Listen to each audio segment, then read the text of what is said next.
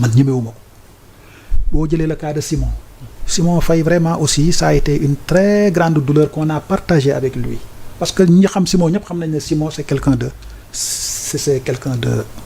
vraiment c'est quelqu'un de bien Simon yaa ngi dégg léegi le problème mooy il y a des problématiques que les gens ne règlent pas la question de Simon nee na man page boobu xamuma ko te sama benn journaliste mosu ci dugal dara mais l'attitude logique aussi bien à Sen TV à yow wala Ablaye Mbow yenn journalistes yi mooy au moins ñu gëstu kon page boobu kan moo koy administrer ak kan moo koy gérer mais pourtant ñëpp a noppi kenn waxu ci dara personne n'a cherché à savoir à qui appartient cette page même waa Sen TV ils n'ont pas cherché à savoir page bi kan moo ko doon administrer nee nañ daal Afrique xaw ma lan confidentiel et cetera personne n'a cherché qui était derrière mais est-ce que loolu c'est une attitude normale non Simon li mu wax c'est clair d'après le relevé des procès-verbaux Simon nee na man page boobu je le découvre pour la première fois xaw ma kan moo koy administrer te sama benn journaliste nekku ci di bind donc page boobu kan moo koy administrer ba léegi kan moo cay bind comment se fait-il que Simon n'ait pas été au courant de ça et cetera autant de questions qui nous renvoient sur une seule réalité le landerneau politique est devenu très flou et par conséquent très dangereux quand les rôles sont inversés. Et au Sénégal les rôles sont inversés présentement. C'est important. Donc ñu terminer ak yow ci point boobu noonu muy point Simon bon je pense que yeneen sujet yu ñuy xaar. je pense que ñaari question yooyu ñu si war a wax. wax naa ko si lu professeur wax si Simon laa wax si Simon parce que je le connais personnellement. Pour avoir partagé avec lui la même maison pendant pratiquement 9 ans ou 10 ans. Donc nit kooku xam naa ko bu baax sama tey rek woo naa ko masoo ko bu baax. Ah bon donc voilà. dëggante waaw dëggante ñu donc mi ngi si jàmm loolu moo am solo. nekk si jàmm parce que boo xamee nit ki da ngay xam ne lii. du loxoom en réalité. te buñ seetaanoon xëy na il serait l'agneau du sacrifice. Ok Abdoulaye damay des ci yow. ubbi chapitre bi nga xamante ne tey Guy Marius Sagna di député ci 15e législature bi dugal na maanaam li nga xamante ni nag war nañ jëm ci mise en accusation ancien président bi fi newoon muy Macky Sall alors donc ban njàngat lañ mën a def ak mise en accusation boobu noonu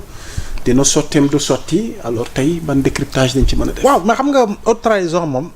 constitution bi moo ko junjoo. ndaay haute trahison wax définiruñ la carrément lan moo di haute trahison. tu vois mais perception la par rapport à des actes posés par le président de la République léegi moi à un niveau individuel mun naa xool acte bi ma ne man de lii haute trahison la si man mais kan moo koy qualifier jàpp naa ni kii nga xam ne moo yor yoon boo defee li nga war a def moo koy qualifier Guy Marius Sagna nag dafa am yoon da ko may cër bi nga xam ne moom mun na def requête jébbal ko fi mu nekk di Assemblée nationale. Pour véritablement demander la mise en accusation du président de la République pour haute trahison. ñëpp nga doon xaar en réalité à quand nit wax jëm si li nga xam ne mooy soxal haute trahison contre le président Macky Sall par rapport ak li nga xam ne xew na Sénégal te li xew Sénégal yaa Moussa nag bari na au-delà du fait li professeur wax léegi lié véritablement à un agenda autour d'un complotisme politique de 2021 à 2024 gis nañu li fi xew mais li fi faatu ci doomu aadama gis nga ko mais la situation économique du Sénégal également gis nga ko par rapport ak li nga xam ne moo di rapport de certification Cour des comptes bu mu génne ak yeneen mbir yoo xam ne effectivement am na fi Guy Marius nag def na l'exposé des motifs par rapport à sa requête. Exactement. Voilà donc loolu nag jébbal nañ ko fu nga ko war a jébbal defe naa ne nag ñoom ñi nga xam ne ñoom ñoo am cër saytu ko xool ko buñ ko xoolee ñoom ñooy décider effectivement pour xool ndax xam daañu jëm si li nga xam mooy mise en accusation parce que la mise en accusation c'est du domaine de l'Assemblée nationale. Par rapport à la haute cour de justice. Exactement. ñoom ñoo am cër. bu def li nga xam moo di mise en accusation donc bu ñu yegsee si loolu nag après ñoom daañu débat daañu xool. waaye ñu bari doon nañu laajte waaw président bi ndaxam daañu ko topp ndaxam duñ ko topp. waaw nekkoon na débat. voilà donc je dis encore une fois amul feneen fooy dem foo xam ne nit ki il est au-dessus de la loi Sénégal ka ñoo baaxoo par tradition du mën a sax républicaine mais par rapport à nos us et coutumes j'allais dire. Voilà président bu fi jógee président gunge ko mu dem te président bi tam bu muy dem te duñ ko gunge avion présidentiel bi la demee kérosène bi la demee. donc la ci topp nag. cëru Sénégal bi la. Nicolas Sarkozy il a né à son 5e procès. ñu ngi xaar la délibéré. dans l'affaire des fonds libyens. pourtant mi ngi tam takk bracelet électronique exactement. Donald Trump ba muy perte pouvoir ba muy jëlee ñëwaat ci pouvoir ñaata procès. Ailleurs dans le monde également des présidents d'anciens présidents gis nga ñu effectivement lu ñu topp leen ci dara donc juste pour dire que ni kii nga xam ne moo di honorable député Guy Marius Sagna cëram la def en tant que député léegi il appartiendra à l'Assemblée nationale de voir ban comportement lay am si requête bi nga xam ne Guy Marius dugal na ko. léegi nag bu ñu yeggee si cappaandaw ba nag procédure bi na muy demee xëy na fu mu toll nii duñ si duggagum parce que dafay xasanloo xel. c'est-à-dire. waaw day xasanloo xel. non après Abdoulaye Lo mooy.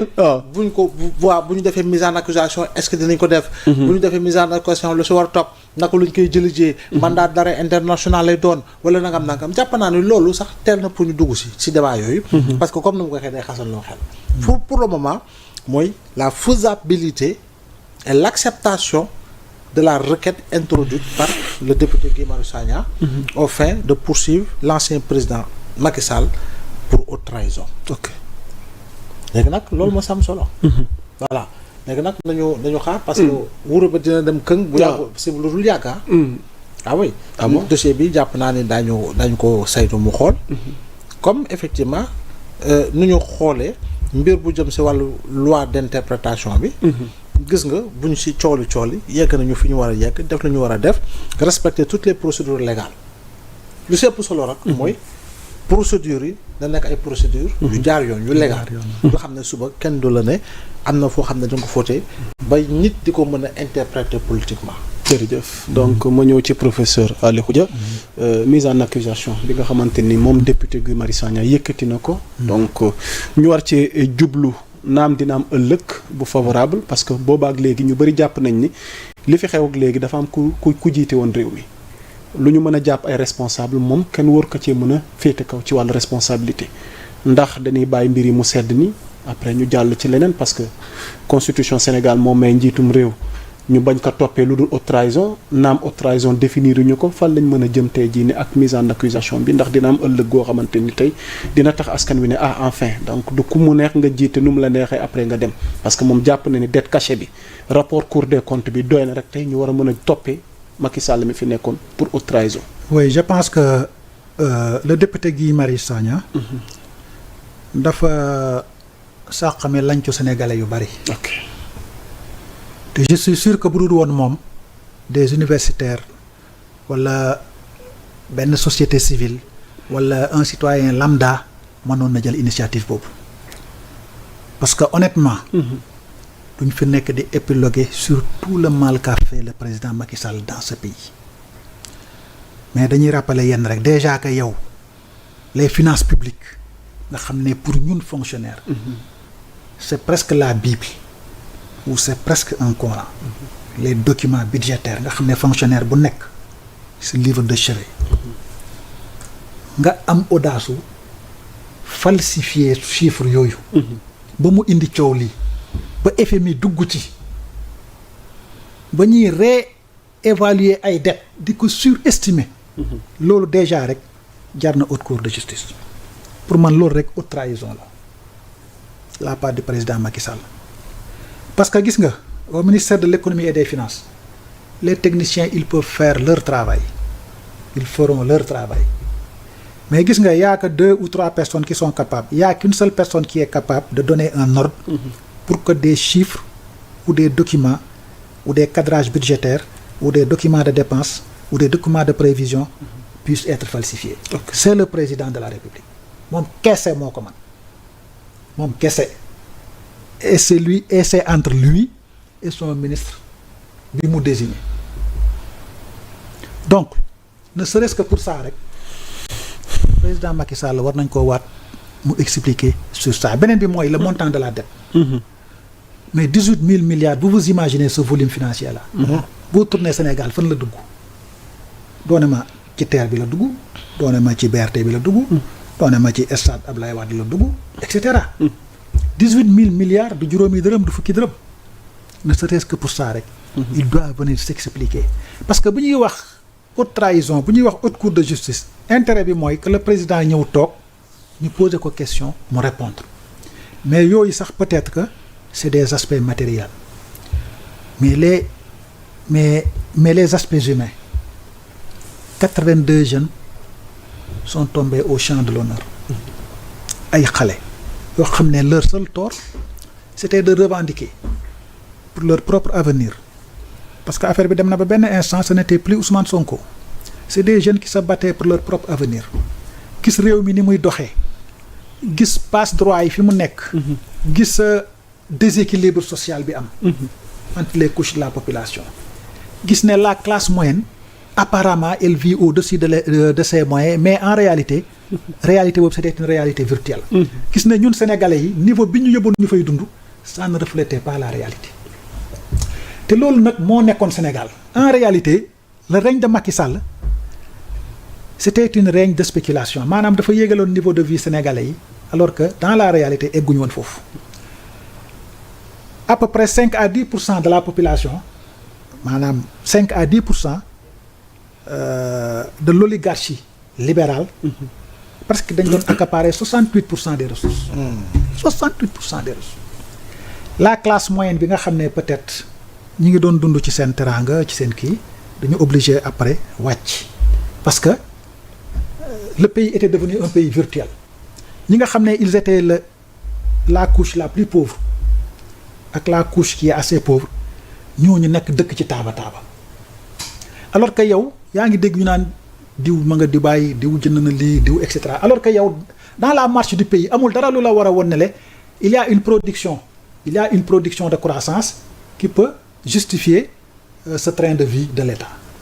on vivait sur du faux moo tax bu premier ministre Ousmane Sonko ñëwee ni ñi ngi ci 4e sous-sol ñun xam nañ ci dara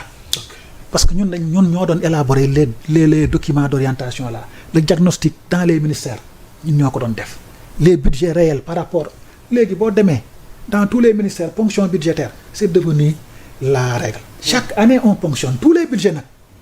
mën nañu la action sociale tu as un budget de 10 milliards à la fin de l'année 2 milliards sax doo ko exécuter et c'était partout comme ça et le reste doo ko gis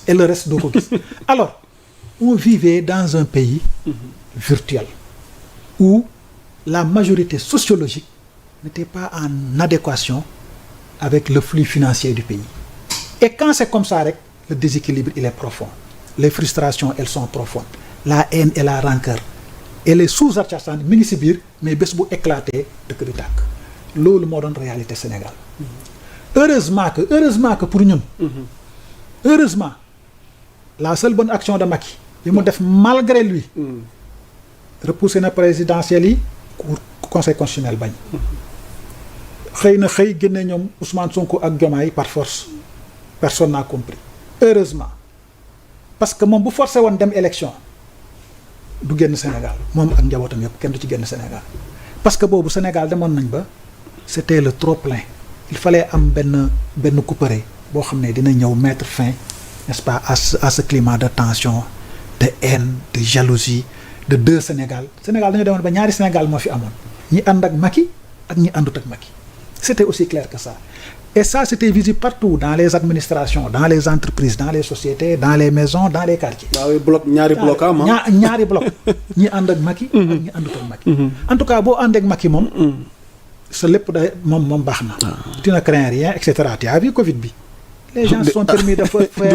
n'importe quoi. dinañ ci ñëw ci biir waxtaan bi mais ñu des ci Macky mi nga xamante ni mise en accusation bi ci moom la jëm mais professeur Macky n'est plus n'importe qui peut-être jamono juñ toll nii ndax Macky mi nii gis à l'international mu mel nii dafa am ñu ko ngemm wala ñu ko adulé mi ngi ci yenn organisme yi ba sax ñu ngi wax naan est-ce que warta mën a doon sax prochainement ki nga xamante ni mooy jiite Nations Unies récemment intégré na moo Ibrahim est-ce que dina yomb Macky moomu noonu lii Guy Marius Sagna yëkkati ni mu mën a am issue bu favorable. non gis nga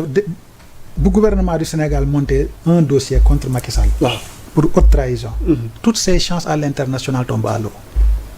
parce qu'à l'international il ne badine pas avec les droits de l'homme, la liberté et la démocratie. Et sur la tête de Macky Sall, il y a plus de 80 morts des jeunes. te yooyu c'est flagrant ñëpp gis nañ ko donc su fekkee ne am na ses partisans qui veut se donner bonne conscience di évoquer ay statuts Macky et cetera. Tous les anciens présidents ont des statuts à l'international am ñëpp ku ko ci bëgg da nga koy am parce que nit ñi danañ la soxla ndax sa position stratégique surtout bu ñu xamee ne tu as un bon carnet d'adresse. Mais dès l'instant que sur ton dos muy planer des faits contraires à la démocratie aux droits de l'homme, tes chances sont réduites à néant. te Macky Sall li koy xaar Sénégal c'est un budget qui a été surévalué, de faux chiffres, de faux comptes, 80 morts sur la conscience, la déstructuration totale de l'économie sénégalaise. loolu moo koy xaar fii te ne serait-ce que pour ça j'encourage la posture de Guy Marius Sagna pour mu dem jusqu'au bout. suñ ko wooyee bu ñëwee